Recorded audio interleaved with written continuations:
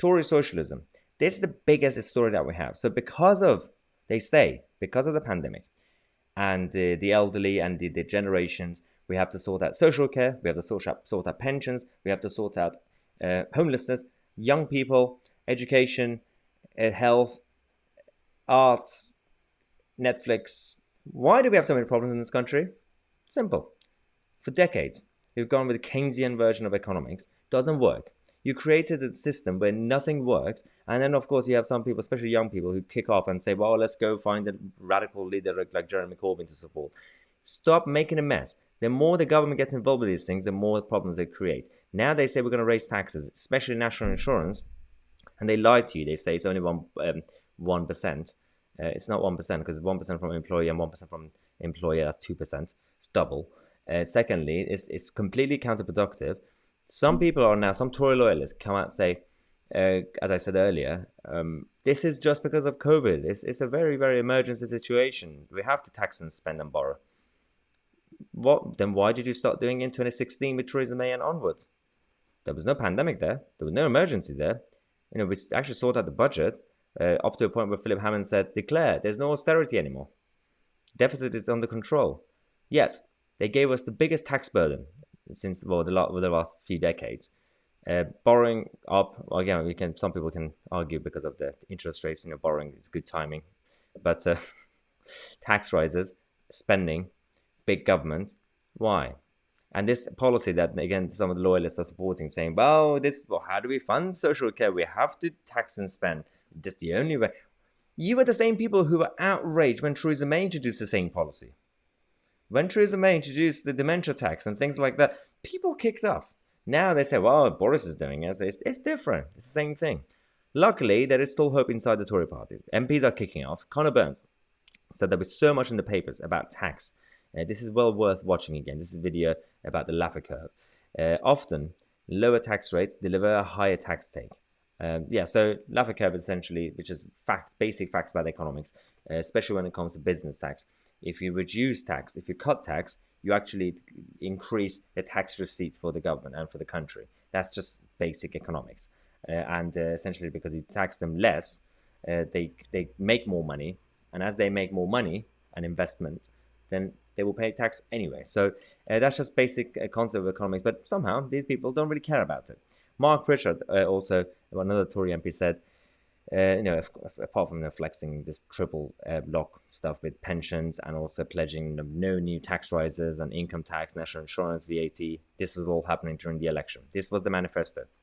A question arises of the wider impact on the UK economy. Staff and skills shortages, energy hikes, and indebtedness surely call for more tax carrots than sticks. So yeah, again, all the loyalists coming out and say, the 2019 election manifesto, that's changed because of pandemic. That's changed.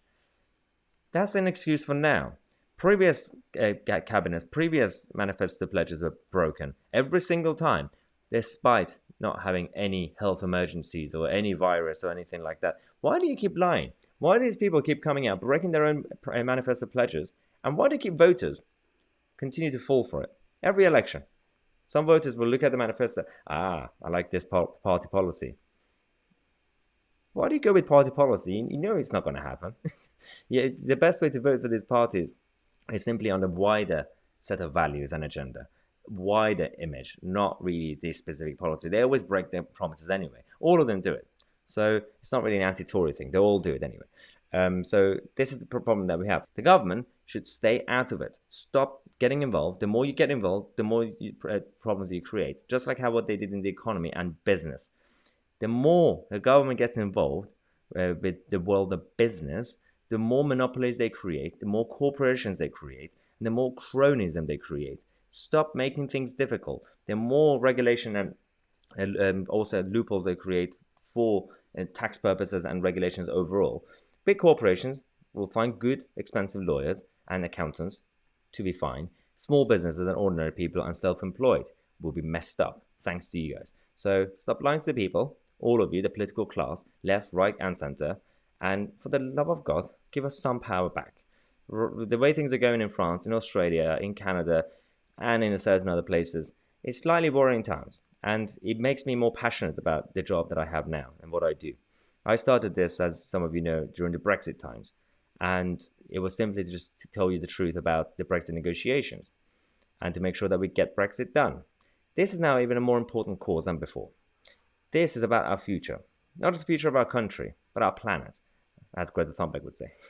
Our society as individuals, as free citizens of this country and the rest of the world.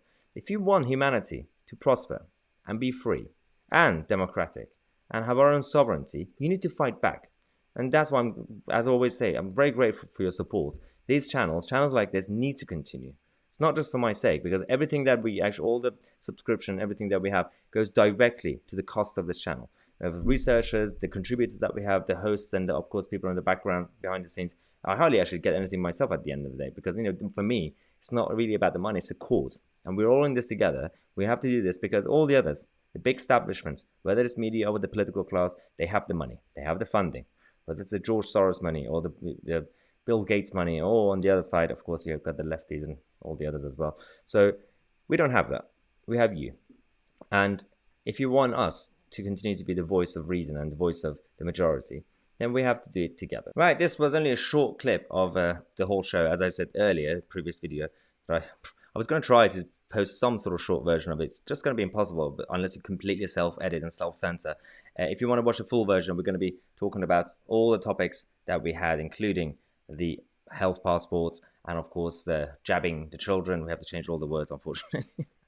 And tax rises and Tory socialism, big government, and of course the left is taking control of the political system. Then go to mytousi.co.uk and use the promo code We Are The Media to get a free trial access to all the daily shows and articles and the chat forums and everything else we have. Check out the website, use the promo code, and I'll see you guys on the other side.